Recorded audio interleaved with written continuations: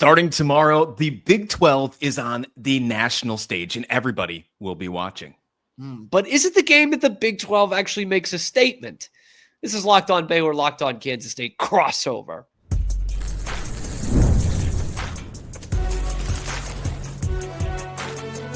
You are Locked On College Crossover, part of the Locked On Podcast Network. Your team every day. Hey there, to the old Drake toll.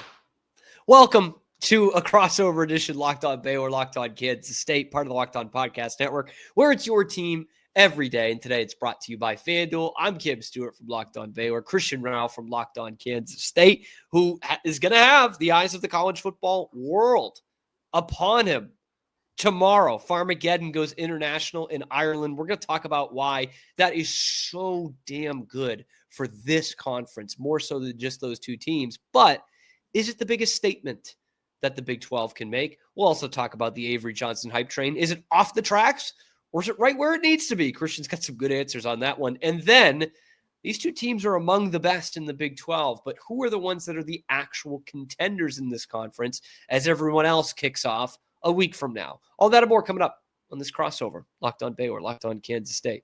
Christian, I know we're recording this ahead of time because you're about to make the trip to Ireland. You're going to be there.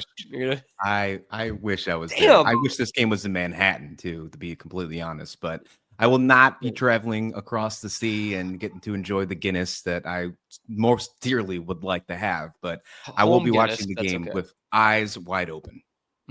Like, this is pretty awesome. Like, this has all come together. Like, as a college football fan, and I'm sure you would agree, it's kind of what you just said there. Like, this is a great rivalry. It should be played on campus. Like, that does stink. But I think if you're looking at the big picture for the Big 12 for 1 year to play it in week 0 in Ireland, where the whole country is going to be watching, and it's like the first ever top 25 week 0 matchup that like we've ever seen. This is bite the bullet for 1 year. This is humongous for the Big 12.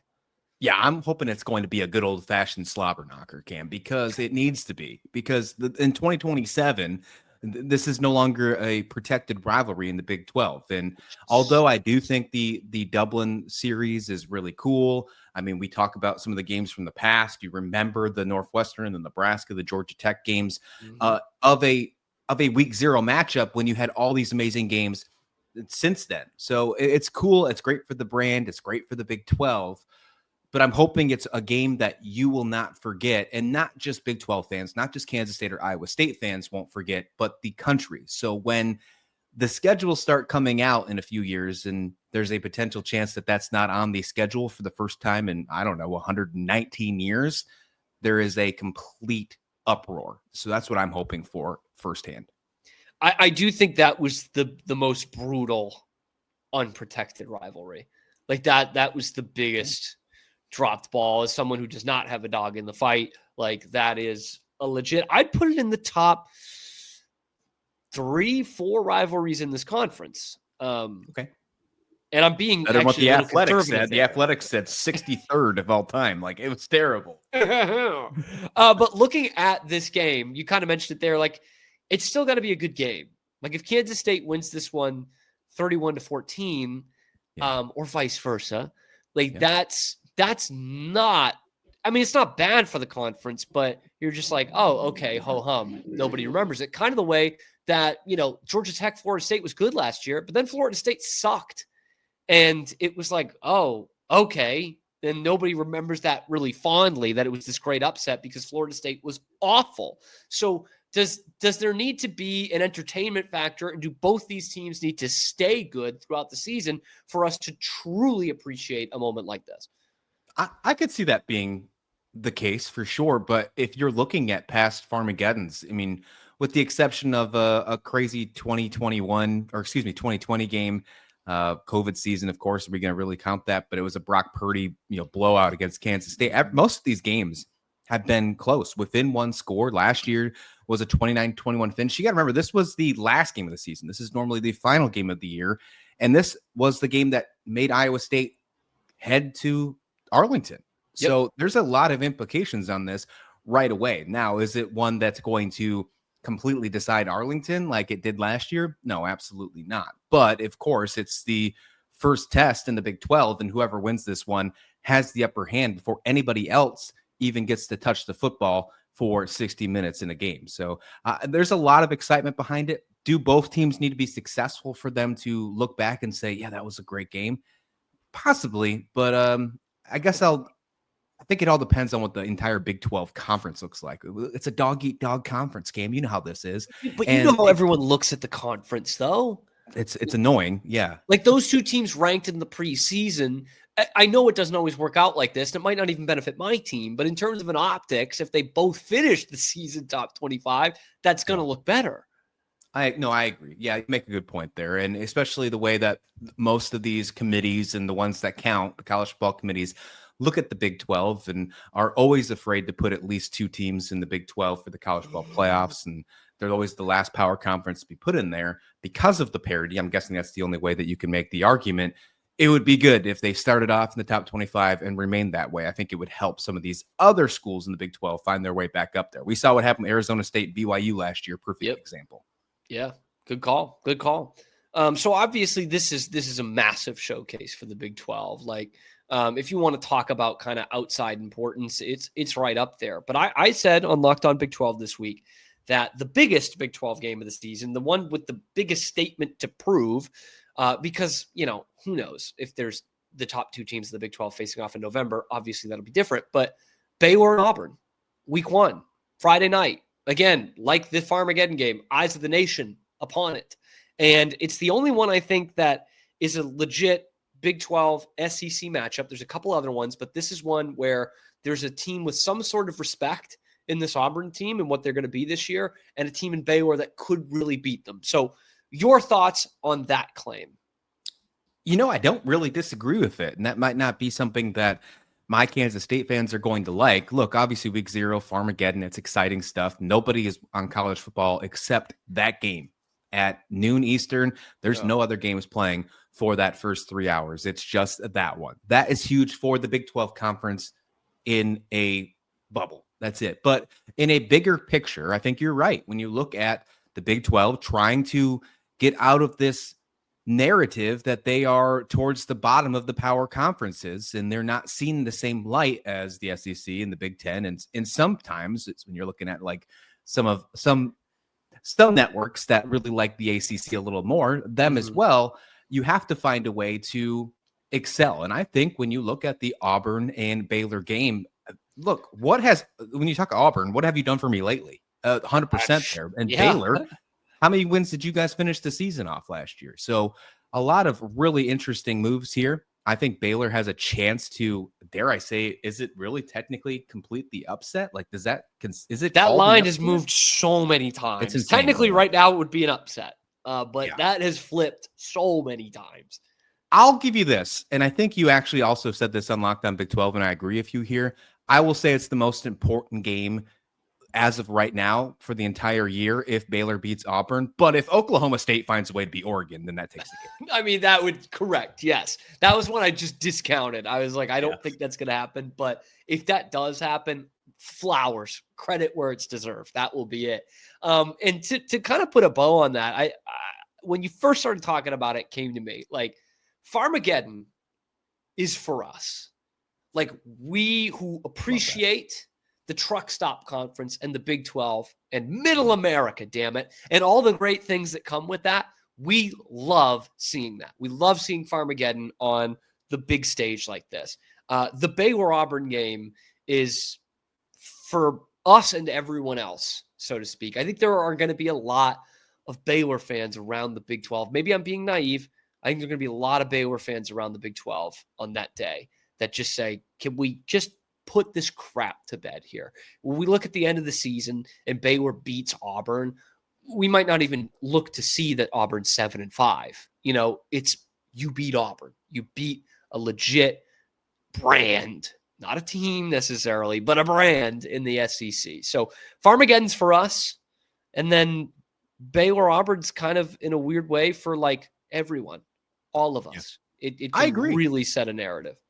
I agree. I mean, look at what happened with Oklahoma State and Arkansas last year. We keep talking about that. They couldn't beat a single Big 12 team, but they found a way to beat SEC's Arkansas Razorbacks, right? I will say there'll be a lot more juice to it, though, if Baylor winds up beating Auburn, taking the cake. And then Auburn still does have a successful season, finds a way to get more than 6 wins for the first time since, I believe, before COVID. 2019, 2019, there you go. And then if they could go 7-5, 8-4, I mean, that's a pretty respectable win-loss total in the SEC conference for what it is. If they could go 8-4 with a loss to Baylor in there, that win for Baylor is going to mean so much, especially the way that their non-conference schedule is. Baylor's non-conference schedule, I don't have to tell you, is so tough. That could help Baylor potentially get an at-large bid if they, for some reason, can't beat Kansas State in Arlington. It would be huge if for some reason they can't pull that off in Arlington. Yep, that would be huge. One of the guys we're going to see on display this weekend for the college football world, a guy who can really ramp up this Heisman campaign in week 0 before everyone else kicks it, is Avery Johnson of the Kansas State Wildcats. We've got our Wildcat expert in Christian Rauh. Well, has this gone off the rails? Let's talk about it next on this Locked On Baylor, Locked On Kansas State crossover. Hey, but first, Cam, this Locked On College crossover is brought to you by FanDuel. And August 26th, just a few days after this week 0 matchup between Farmageddon, Iowa State, and Kansas State, is officially FanDuel's Future Day, a brand new holiday for football fans who live for bold predictions and preseason hunches. In just 24 hours only, they're giving you deals on NFL season predictions. So whether you're calling for the MVP, eyeing a long shot division winner, or ready to crown a Super Bowl champ before week 1 even kicks off, which I love that, by the way. Super I'm ready. Bowl. Yep. This is your moment. I'm going to ask you, who's your champ? Let's crown it in August. Who are you picking for the Super Bowl this year, Cam? I'm picking the Kansas State. Oh, no, sorry. I'm going to pick the New England Patriots. Oh, Drake May, back on the Vrabel perch. coming back. Yep. Ooh, will the dynasty be reborn in Foxborough? That could be a really fun one, and you could do that with FanDuel's Futures Day. So visit the FanDuel app today. Start planning your futures bets now, because Futures Day is just one day and one day only. FanDuel, play your game. All right, Christian. We've talked Avery Johnson before. We've had our debate, so to speak, on Avery Johnson before. I've said my piece, okay? Now, my opinion hasn't changed. I think Avery Johnson is a good quarterback. I really do. I was slightly disappointed last year just from the way Kansas State fans were talking about this kid. You know, second coming and all this. It's kind of like what OU thought about Jackson Arnold, and that didn't work out. But I would say Avery Johnson had a better year than Jackson Arnold. They're going to come after me again. But I do like the kid. I like the player. Now he is getting, I would say, somewhat legit Heisman hype here. I think if these national experts had to pick anybody in the Big 12 to win this award, it would probably be Avery Johnson. So let's just start with the very basics of it, Christian. Like, is this legit, or are we getting a little carried away? I can see both sides of the sword here. I truly can. I am definitely drinking the Kool-Aid. I think it's solid to say for sure. I think he is what we all expected him to be. Now, look, last season, there was some ups and downs, but what first-year quarterback doesn't have those ups and downs? There's not many. There's not many that have those issues. He started very strong. He was this incomplete narrative of you have to find a way to fill the shoes of Will Howard. That's step one. Before you even step on the field, oh, by the way, you got the keys now. Will Howard went off to win a national championship for Ohio State. It's your turn now, Avery. Make that happen. And he'd had a solid start. Started the season 7-1, and then some injuries came up, some misfortunes in play calling, some inconsistencies. Wasn't the greatest when it comes to completion percentage. I'm well aware of that. And the wheels fell off against the Houston Cougars, which, again, Houston, who knows what happens with them this year. There's an interesting narrative about Avery Johnson this year. I think he put the work in this offseason. We've seen some offseason workouts and pictures of him. He looks huge. He's put on some size, and that hasn't changed the way that his speed. He's got even faster. He joined the 23-mile-an-hour club in spring camp. He's faster. He's stronger. That should help with his longevity, something that he couldn't do towards the second half of the season last year after getting injured in Colorado and just wasn't the same. And then, oh, by the way, he's finally got a consistent and more structured coaching staff with Matt Wells and Matt Wells only as his offensive coordinator, who has succeeded in the past with quarterbacks. Jordan Love, Green Bay Packers, when he was the head coach at Utah State, really excelled in the play action pass, a dual threat quarterback of Avery Johnson.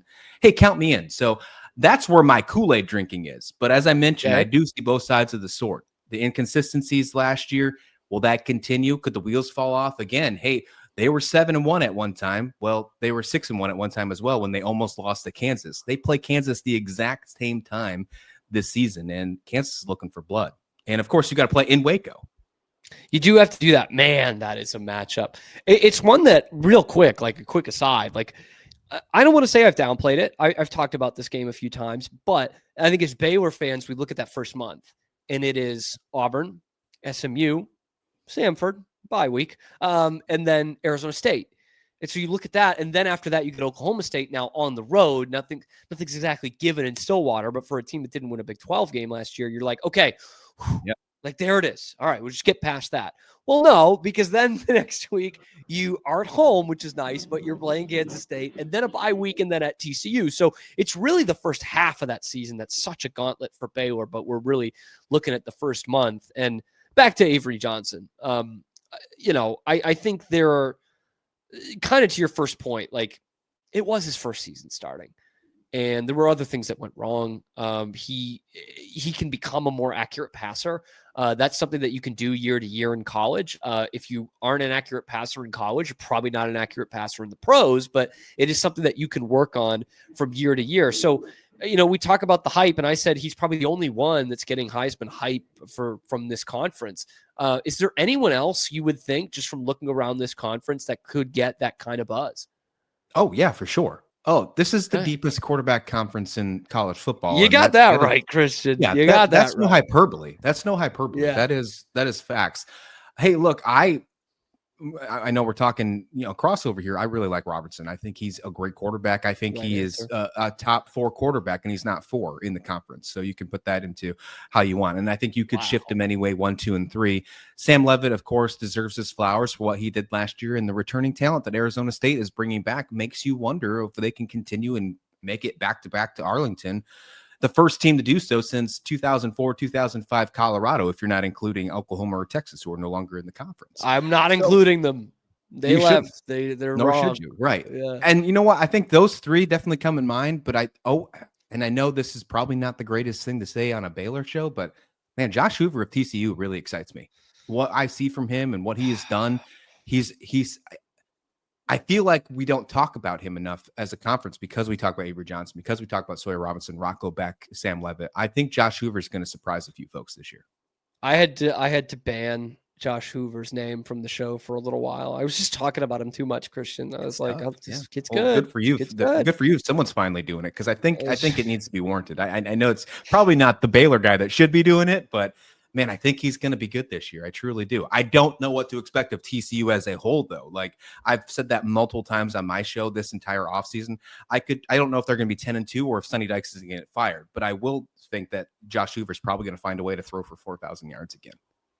This is an important point. Sam Levitt, whom a lot of people think I dump on. I don't. I just don't think he's quite as good as Sawyer Robertson. I think he's pretty close. Sam Levitt, in my opinion, looks like an animated character from a Cartoon Network show. Okay. Maybe even Fairly Odd Parents, which is a Nickelodeon show. Well, I look at him and I'm like, this could be so easily drawn as the jock quarterback in some Dexter's Laboratory show. You know what I mean? Like something like that. I don't know what it is, but for those of you watching and listening, just look up a picture of Sam Levitt. Look up his headshot in particular, like ESPN stats, Sam Levitt, and you'll see what I'm talking about. You will see what I'm talking about. I swear. Sounds like we got a new side-by-side for Locked On Baylor, no context. Look, I think we need to. I really think we need to. I don't even know. I don't know exactly what show he would be in. I'd have to really sift through. Maybe like Clone High or something. He's going to appear on there. So do you think, all right, I'll just put you on the spot before we go into third segment. Okay. Avery Johnson in New York? I think he's a dark horse candidate. That is my stance. Put your money on it on FanDuel. I think he is a dark horse candidate for the Heisman Trophy. If what I have seen, and I know this is Rutgers, okay? I'm well aware of the opponent. But the Rape Bowl game in Rutgers, it was the first taste that you kind of had with this new roster with Matt Wells at the helm and calling the plays. Dylan Edwards was electric. The way that they ran him off tackles, his jet sweeps, the way they played Jace Brown, finally, I think they're living up and trying to get to his full potential. And then they brought in these other wide receivers in the portal that bring in size, and Jaron Tibbs and Jaron Bradley, something that Avery has never seen. Quite frankly, Kansas State's really never seen is the size at wide receiver. You talk about completion percentage, having bigger wide receivers with a larger target share is going to effectively help that naturally, just in a small way. So I do think that we are going to see him excel. I think Matt Wells is going to get the absolute best out of Avery Johnson with that play action. I think we're going to see him in New York as a dark horse candidate. Do I think he wins it? I'll say no. I think you can get him a finalist. I think there'll be somebody else. Put him in New York. That's all I said. Hey, if you get to New York, that's huge for the brand, and I think that happens. I'll go like this though, because, and I'll add a little more caveat to this, and because you put me on the spot to say, is there any other players that you could see in the Big 12 making it as a Heisman Trophy? I think Avery Johnson's the guy. I do. I'm drinking the Kool-Aid, but I'll add the stance to this. There will be at least one Big 12 quarterback in New York when it's all said and done. Full stop. At least one. I like that. At least one. At least one. Connor Wegman. We will see you there. Nico Marchiol. Hop on in. Hop into New York. All right, but who are the teams that are actually for real in this conference? And are Baylor and Kansas State two of those teams that are actually for real in this wide open conference? Let's talk about it next on Locked On Baylor, Locked On Kansas State crossover. But first, proud sponsor of today's episode is Rougiette. Guys, Christian, you've probably heard of Viagra Cialis, right? Oh, yeah. Maybe some of you watching, listening, maybe you've even tried them. But if you're looking for something beyond the usual pill, it's time to meet Rougiette Ready. Okay, it's a next-gen prescription treatment designed to amplify arousal in the brain and boost blood flow. That's not just for Farmageddon. Unlike the usual pills that can take hours, Rougiette's 3-in-1 formula dissolves under your tongue and kicks in fast, on average 15 minutes. Effects can last up to 36 hours, so you can stay confident and in control when the moment is right. So head to Rougiette.com/LockedOnCollege and use the code LockedOnCollege to get 15% off today. That's Rougiette, RUGIET.com/LockedOn, and use the promo code LockedOnCollege for 15% off. The Big 12 shouldn't be the only thing that's hard. Individual results may vary with prescription treatment. Compound drugs are permitted to be prescribed under federal law, but are not FDA approved and do not undergo FDA safety, effectiveness, or manufacturing review. Please visit the Rougiette website for full safety information. All right, Christian, we've talked about this. I know you've talked about this on other shows too. Sure. It's Rougiette out here, man. It's hard to pick the Big 12. It's hard to see who's going to win this conference. And really, it's been, I think it's honestly been difficult just to see, like, separate the pretenders and the contenders here. We talked about it off camera before getting in, but I look at TCU and I look at Houston. Those are two teams that I've overrated and underrated in this offseason. I've been like, oh, these are dark horses. And then I start talking about them 2 or 3 episodes in a row. And I'm like, wait, let's pump the brakes a little bit. So I know there are differences of opinion on how people look at Baylor. A lot of people in this conference, and obviously they're outside the top 25, don't think they're a legit contender based on their defense last year. I think Kansas State is one that a lot of teams or a lot of folks are high on, but did see kind of the bottom fall out a little bit last year too. So I'll open up the floor to this, Christian. Like, do you have 3 or 4 teams that you think like could legitimately win this conference this year? Oh, for sure. But before I do that, let me throw it back to you real quick, because this is always fun to do in the final segments of these shows. What would be the least surprising out of all these to win their conference? Oklahoma State, Mississippi State, Purdue, or do you see where I'm going here? I see what you're doing here. Yeah. Stanford. Oh, man. What would be the least surprising? Shout out, man. I think it's got to be Oklahoma State. Absolutely. If Oklahoma State and Mike Gundy found a way to get back and get to Arlington, you'd be surprised but you wouldn't be as shocked as those other ones. It'd be like, yeah, that kind of They tracks. do have a Doak Walker running back still, right? Like That's not Ollie Gordon, but yeah. yeah. I was like, I don't even know who they have anymore. I will yeah, say this. It's crazy. It's just crazy that there's so much parity, and you say it's crazy. The Big 12 is hard, and it's insane, and it's a dog eat dog conference. And I'm not saying that the bottom is going to go all the way to the top and create a new Drake song. Like, I'm not saying that's going to happen. But what I'm saying is that wouldn't shock me if we have a lot of upsets and a lot of things that happen in this conference this year, unlike anything. That could be a worse thing for the conference when it comes to college football playoffs, unfortunately.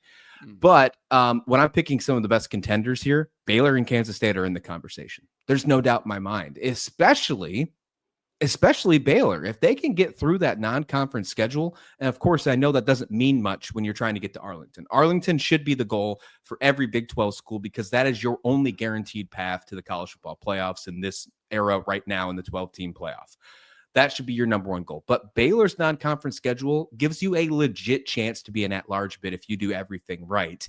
And you mentioned it. You don't even get Kansas State until you've already faced Auburn. You've already faced SMU. You've already faced Arizona State. When we play in Waco, which in my opinion is one of the scariest games on Kansas State's schedule, you will be tried and tested. That will be a known fact. Whether it's you are 1-3 or you're 4-0, you will be tried and true and tested. So Baylor is absolutely in this conversation. They must be. I think Kansas State deserves to be there as well. If I had to get 3 or 4 in the other conversation, it wouldn't make sense for me not to put Arizona State into all the retention that they've brought and all the returning players. Dark horse one though here. I really do think, and I know this doesn't go with the whole narrative of how good these quarterbacks are in this league. BYU's defense is really good. BYU is such a good team with the exception of the freshman quarterback and number 47, the crazy number, Bear Backmeyer. Yeah. So that's the only thing that's holding me back from them being like a true favorite. But when you look at all the rest of the defensive skills they had and all the things that faltered on their offense last year, and an easy schedule, if they can turn it around, that's where I sit right now. I'm sure I'm missing some others because I think there are truly like 7 or 8 teams that would be in Arlington, and I wouldn't even bat an eye. But that's the 4 that I'm sticking with right now as 3 easy favorites. And if you want to call BYU a dark horse, I wouldn't blame you. I'm trying to think of like a really good movie that just didn't have a good star, or like didn't have a good acting performance. Now, that's a great movie. That's a great movie. Yeah, that's just full stop. It's a great movie. That's the Ohio State of movies. But like I'm trying to think of that as a comparison to BYU. I noticed you didn't put Tech in there. A lot of people are loving Tech. I think Tech is one of those 3 or 4 teams, but they were 61st in the nation in rushing last year, even with a really elite running back. They tried to address that. And Quentin Joyner gets hurt. He's out for the season. Yeah. It's not like he was a Heisman candidate or anything last year, but he was a pretty good running back. So not having that, I do think would drop them out of my top 3 or 4. Yeah, they're right on. If I had to pick another team after the 4 I just mentioned, Texas Tech would come up just because of everything they did this offseason. But Coach McGuire can't get past that 9 wins. Yeah. And although they have continued to put in the resources and bring in these rosters, and I think it's changing the way we look at college athletics as a whole. Look what they did in softball, bringing in just one player, and it changed the entire landscape. Now they're doing it with football. It's interesting what the program is doing, and I'm not knocking it. This is the new world, adapt or die, baby. That's exactly where they're at. But I truly think if Coach McGuire, I think he's a great coach. I love watching some of the shows, the Embeddeds or whatever they're called, where they do the behind the scenes things. And his goal, he had it in episode 1 where they showed it on the official Texas Tech page, where their goal is to make it to Arlington. They have the right goal in mind, but they haven't been able to prove that over last year. I guess I'm just kind of getting a little Texas Tech hangover, Cam, because I'm in the same boat year in and year after. Yes. Like they're going to be so good this year, and then they find a way to go 7-5, 8-4. I've fallen for it a couple of times. Yeah, so I'd love to see it personally. Like obviously, as long as Kansas State's not involved, we're falling out of it. Just because I think it'd be great for the brand and great for the Big 12, like a team that Texas Tech is willing to spend that much money and find themselves to be in the powerhouse conversation. but I just can't. I'm not ready to say they're there yet. I want to know your contenders, your pretenders. Let us know in the comment section below, or tweet at us, Locked On Baylor, Locked On K-State. Let us know who you think can win this conference, who you think is a joke. Let us know, like and subscribe. And before we go, it's a new Locked On Baylor tradition, and I'm bringing it to the Locked On Kansas State people as well. This will be probably a bit of a layup for them, but for our Baylor people, let's have some fun with it. It is trivia time. As always, whoever gets this question right first in the comments or tweets at me at Locked On Baylor will get a shout out for the next episode. The question is this: Kansas State faced Baylor in 2023. They beat them handily. They beat the Bears quite handily. And Will Howard threw his 46th career touchdown pass for the Kansas State Wildcats, which made him the program's all-time leader in touchdown passes. What I want to know, though, is whom did he pass? No pun intended. Whom did he pass on the list? Let us know in the comment section below. Christian had it right away when we did it off screen. Let me know in the comment section below. Be sure to like the video, subscribe to the channel. Find Christian and myself on our respective channels every weekday. And of course, Christian, you're going to have something after the game, some reaction, Farmageddon, I'm sure, right? Oh yeah. Yeah. We'll be going right as soon as the game's over, and we'll be going quickly so I can sit back down and watch the rest of the games. College football is back, baby. Oh, it's so great, man. And for you Baylor fans, check out Christian's show, man. He does a great job. Truly one of the best that we have in this conference and on this network. And don't be like me. Don't sleep on that Kansas State game in early October. Follow along, find out everything about the Wildcats. Like, subscribe. Thank you for making it your first listen today and every day. And we will see you on the next one. Fully in football season on the next Locked On Baylor, Locked On Kansas State. Where is the thing? There it is.